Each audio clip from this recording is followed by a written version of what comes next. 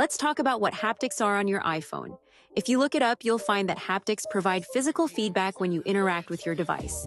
The easiest way to experience this is by pressing and holding on your iPhone screen. You'll feel a small vibration when you do this.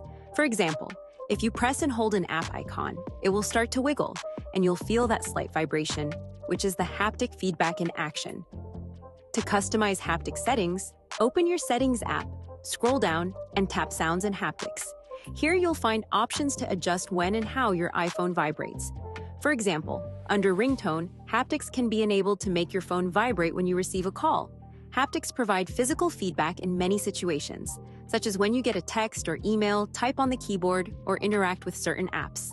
If you want haptic feedback while typing, scroll down to Keyboard Feedback and turn on Haptic. This will make the phone give you a subtle vibration each time you press a key. Additionally, under text tone settings, you can set custom vibrations by tapping Create New Vibration, allowing you to customize how your phone alerts you to messages. Haptics are also built into various interactions, such as selecting text. If you tap and hold to highlight text on a web page, you'll feel a slight vibration, letting you know that the action is being registered. This feedback comes from the Taptic engine, which works similarly to a speaker's bass vibration, giving you a sense of touch-based confirmation. If you ever want to turn off haptics, you can always go back to settings and disable them in specific sections based on your preference.